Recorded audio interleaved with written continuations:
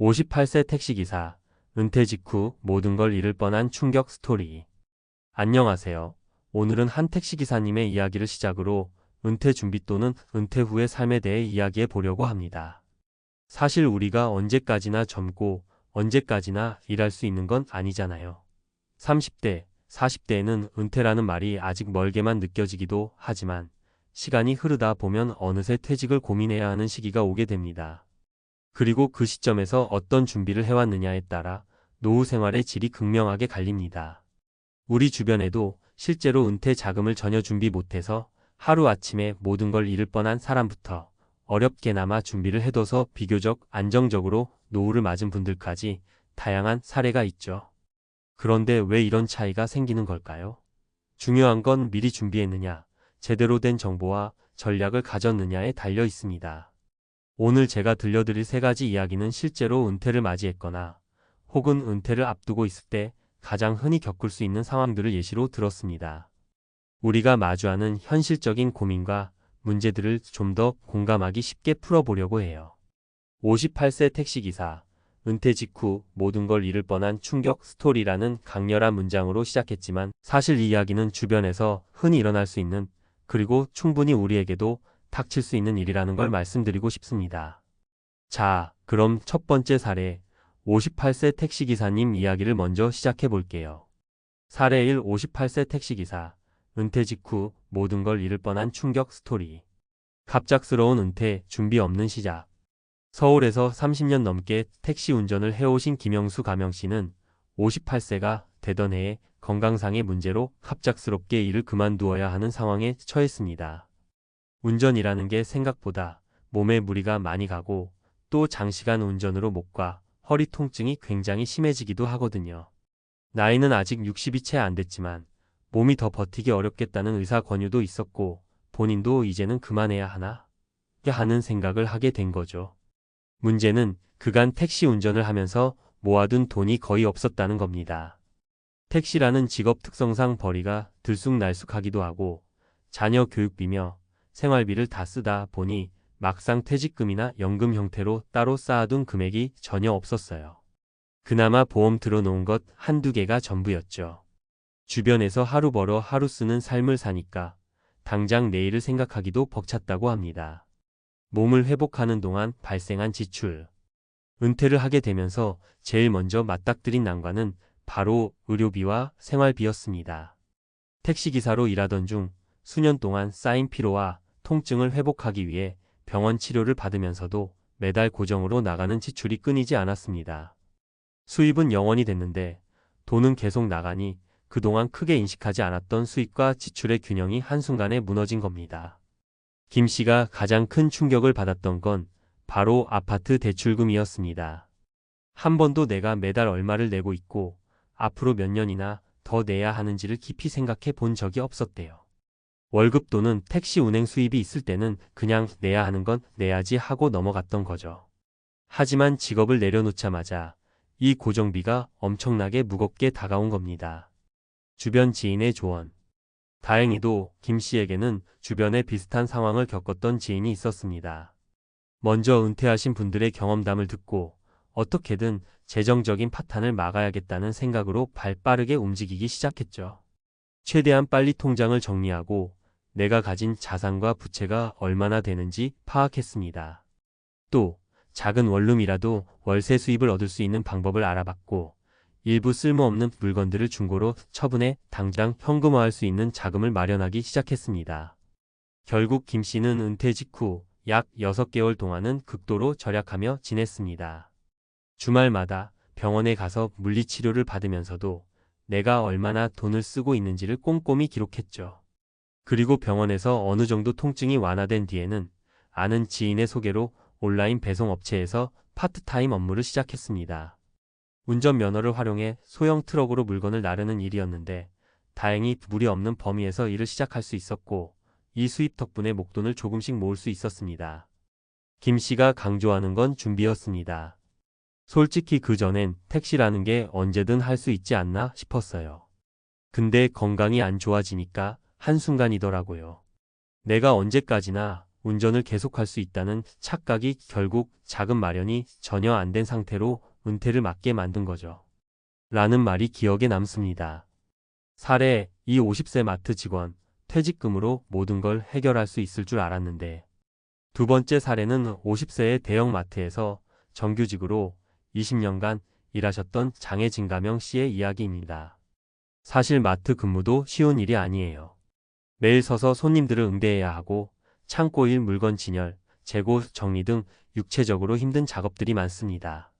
장 씨는 자신이 비교적 직장을 일찍 잡았고 안정적으로 오래 다녔기에 퇴직금이 꽤 쌓여 있을 거라고 믿었습니다. 그래서 50살 무렵 몸이 버거워져서 이제 그만둬도 괜찮지 않을까? 라는 생각을 했다는 거죠. 실제로 주변에서는 20년 넘게 일했으면 퇴직금이 제법 되겠네 라며 부러워하곤 했습니다. 막상 받아보니 부족한 퇴직금. 그런데 막상 사직서를 내고 퇴직금을 받아보니 예상보다 훨씬 적었습니다. 세금 공제며 회사에서 산정한 기준에 따라 실제 수령액이 줄어들었거든요. 장 씨는 이 정도면 집 작은 거 하나 전세금 맞추고 남은 돈으로 장사라도 할 수 있겠다라고 생각했는데 현실은 달랐습니다. 집 문제가 해결돼도 생활비는 계속 필요하잖아요. 장사를 하려면 가게 보증금에 인테리어 비용 등 초기 자본이 필요한데 이 비용을 충당하고 나면 남는 돈이 거의 없게 되는 겁니다. 은퇴 후 사업의 함정. 장 씨가 선택한 건 작은 분식집이었습니다. 나는 음식하는 걸 좋아하니까 내 가게 열면 잘 될 거야. 이런 자신감이 있었지만 장사를 한 번도 해본 적이 없는 사람이 창업시장에 뛰어드는 건 생각처럼 쉽지 않습니다. 상권 조사부터 메뉴 개발, 직원 관리, 재료 구입 등 어느 것 하나 만만치 않았어요. 특히 사회초년생 시절부터 줄곧 대형 마트에서만 근무했으니 외부 영업 경험이 전무했고 장사를 어떻게 홍보해야 하는지도 전혀 몰랐습니다. 결국 분식집은 1년 조금 넘게 버티다가 문을 닫았고 창업에 쏟아부은 초기 비용에 대해서는 대부분 손실을 본 상태로 철수해야 했습니다. 퇴직금이라는 마지막 안전장치까지 소진되어 버린 상황에서 장 씨는 결국 아르바이트 자리를 찾아다녀야 했죠. 뼈아픈 교훈: 퇴직금은 생각보다 적고 안정적 현금 흐름은 필수. 장 씨의 경우를 보면 은퇴 후 자영업을 꿈꾸는 분들께 한 가지 분명한 교훈을 줍니다.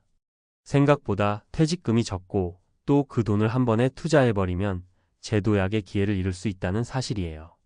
장 씨 본인도 훗날 한 번쯤 작게나마 테스트를 해보고 시작했어야 했는데 무작정 뛰어든 게 패착이었어요 라는 말을 합니다.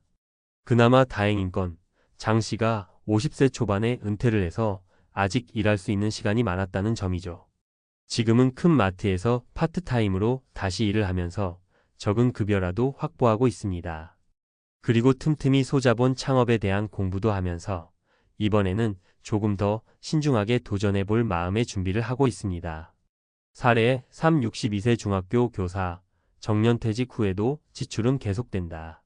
세 번째 이야기는 정년퇴직을 맞이한 62세 중학교 교사 박민주 가명 씨의 사례입니다. 30년 넘게 교사로 재직하면 국민연금뿐 아니라 교직원 연금 등으로 노후가 보장될 거라 생각하기 쉽잖아요. 어느 정도는 맞습니다. 하지만 그 어느 정도가 실제 생활비를 전부 감당해 줄 수 있는 수준인지는 꼭 확인해 봐야 해요. 교직원 연금만 믿고 살아온 삶. 박 씨는 어차피 교직원 연금으로 충분히 살 수 있다고 믿고 별도의 개인 연금이나 다른 투자 상품에는 관심조차 두지 않았습니다. 주택 대출금도 별도로 없었고 자녀들도 독립했으니 큰 비용 쓸 일이 없을 거라 봤죠. 하지만 예상치 못한 곳에서 지출이 생기기 시작했습니다. 현실적인 지출: 부모님 요양비와 손주 양육비. 박 씨는 정년퇴직을 몇 달 앞두고 아버지가 갑작스럽게 쓰러지셨습니다. 장기간 요양이 필요한 상황이었고 간병인을 상주시키지 않으면 안 되는 상태가 되었어요. 하지만 간병비와 병원비가 만만치 않았습니다. 건강보험 적용이라고 해도 매달 10만 200만 원씩 꾸준히 나가는 간병비의 약값, 기저귀나 소모품 등 잡비가 더해졌죠. 게다가 어린 손주가 생겼는데 맞벌이하는 자녀 부부가 돌봐줄 사람이 필요하다며 도움을 요청한 거예요. 내가 이제 퇴직했으니 시간도 많고 도와줘야지 생각은 했지만 사실 손주를 돌보는 일도 에너지가 많이 소진됩니다. 여러모로 돈이 들어가는 일도 생기죠. 장난감, 간식, 외출 비용 등 소소한 지출이 계속 생기는 겁니다. 연금과 현실의 괴리. 퇴직 후 첫 두세 달은 내가 이렇게 쉬어도 되나? 하며 잠시 해방감을 만끽했지만 연금이 들어오는 액수를 확인해보고 난 뒤부터는 마음이 불안해졌습니다.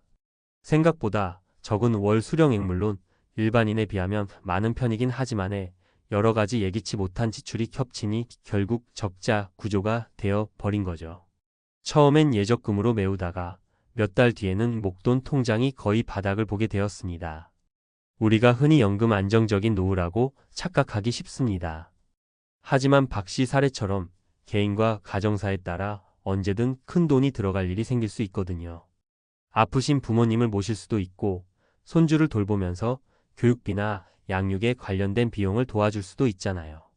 박 씨가 택한 선택 노후에도 일할 수 있는 환경 만들기. 박 씨는 결국 연금만으론 부족하겠구나라는 판단을 내렸습니다. 그래서 퇴직 교사들이 모여서 하는 교육 봉사나 학습지 교사 같은 파트타임을 찾기 시작했습니다. 한 달에 20시간 정도만 일해도 생활에 꽤 도움이 되는 수준의 수입을 얻을 수 있었고 거기에 요양원과 간병인 관련 제도를 좀 더 알아보고 지원금을 받을 수 있는지 추가로 어떤 제도가 있는지를 꼼꼼히 따져봤죠. 결국 박 씨는 재취업 형태가 아니더라도 작은 교육 관련 사업을 시작하거나 온라인 강의를 찍어서 판매하는 등 여러 방식을 모색 중입니다. 정년 퇴직했다고 해서 무조건 은퇴해야 한다는 생각을 버렸어요. 내가 내 몸이 건강한 한 내 재능과 경험을 활용해 수입 창출 방법을 찾아야겠다고 마음먹었죠. 은퇴 준비 어떻게 해야 할까? 여기까지 3가지 사례를 들어봤습니다. 사례 1. 58세 택시기사님이 건강 문제로 갑작스러운 은퇴를 맞아 목돈 없이 위기에 처했던 이야기. 사례 2. 50세 마트 직원이 퇴직금을 믿고 덜컥 창업했다가 실패해버린 이야기. 사례 3. 62세 교사가 정년 퇴직 후 연금만으론 부족한 노후 현실을 맞닥뜨린 이야기. 이들의 공통점은 은퇴 이후에도 예상치 못한 지출이 계속되고 막상 고정 수입이 없거나 줄어드는 상황을 제대로 대비하지 못했다는 점입니다. 어차피 나중에 퇴직금 나오겠지, 교직원 연금이면 충분하겠지라는 막연한 믿음이 위험할 수 있다는 거죠. 1. 미리 재정 상태를 객관화하기. 우선 내 통장에 얼마나 있는지부터 파악해야 해요. 들쑥날쑥하게 돈이 들어오고 나가다 보면 정확한 현실을 모릅니다. 부채가 있다면 원금과 이자를 언제까지 얼마씩 내야 하는지도 체크해 봐야 하고요. 이 은퇴 후 이자나 연금만으로 모든 게 해결되지 않을 수 있음을 인식하기. 옛날에는 은행 금리가 높아서 목돈만 있으면 이자만으로 생활비를 충당하는 것도 가능했어요. 하지만 지금은 금리 변동성이 크고 물가도 지속적으로 오릅니다. 국민연금, 퇴직연금, 개인연금 등이 있다 하더라도 막상 받아보면 생각보다 적을 수 있어요. 3. 건강은 곧 자산. 택시기사님 사례에서 보듯이 아무리 일 있고 벌이가 있다 해도 몸이 망가지면 순식간에 끝이 납니다. 또 박 씨처럼 부모님이나 다른 가족의 돌봄 비용이 급작스럽게 늘어날 수도 있죠. 건강과 관련된 지출은 언제든 발생할 수 있다는 점, 그리고 예방 차원의 건강관리가 재정적인 부담을 줄일 수 있다는 점을 반드시 명심해야 합니다. 4. 작게나마 지속적인 수입을 만들어두는 방안 고민. 완전히 일을 그만두고 편히 쉬고 싶은 마음이야 누구나 있겠지만 요즘같이 평균 수명이 길어진 시대에는 60세 이후에도 2030년 어떤 분은 그 이상을 살아가야 합니다. 그 기간 동안 수입 없이 지내기란 현실적으로 쉽지 않죠. 그렇다면 내가 할 수 있는 작은 일거리, 재택근무, 파트타임, 혹은 소자본 창업 등 다양한 가능성을 미리 탐색해보는 게 좋습니다. 5. 자녀나 가족과의 충분한 소통. 은퇴 자금이나 사업 비용 또는 부모님 요양비 같은 문제는 결코 혼자 해결하기 쉽지 않습니다. 가족 간의 재정 상태를 공유하고 협조와 분담이 가능한 부분은 함께 논의하는 게 중요합니다. 내가 다 책임져야 한다. 혹은 어차피 부모님이 해주겠지 같은 일방적 기대나 부담은 결국 갈등을 낳을 뿐이죠. 마무리 이야기. 은퇴는 누구에게나 언젠가는 닥치는 일입니다. 그리고 그 시기가 되면 소득 구조가 바뀌고 지출 형태가 달라지며 생각지 못했던 문제들이 마구 밀려들어 옵니다. 내가 직장에서 벌어들이던 돈이 갑자기 끊긴다는 건 현실에서 매우 큰 변화일 수밖에 없으니까요. 그래서 미리미리 정보를 찾아보고 본인이 가진 능력과 자산을 점검하며 어떤 대안을 마련할 수 있을지를 고민하는 게 중요합니다. 지금 당장 내 월급이 괜찮다고 방심하기엔 세상 돌아가는 속도가 너무 빠르고 평균 수명도 점점 늘어나고 있어요. 58세 택시기사님 이야기처럼 갑작스럽게 은퇴하는 경우는 누구에게나 일어날 수 있습니다. 그분이 가장 후회했던 건 내가 조금만 더 일찍 시작했으면 분명 선택지가 많았을 텐데라는 점이었어요. 이 글을 읽으시는 분들이라면 은퇴를 아직 맞이하지 않으셨다면 지금 당장이라도 계획을 세우시는 게 좋습니다. 이미 은퇴하셨다면 작은 수입 창출 방안과 지출 절감을 위한 방법을 적극적으로 찾아보세요. 결국 은퇴 후의 삶은 노후 자금을 얼마나 많이 모았느냐도 중요하지만 그보다 지속 가능한 재정 관리와 건강 유지, 그리고 가족과의 협업에 달려 있습니다.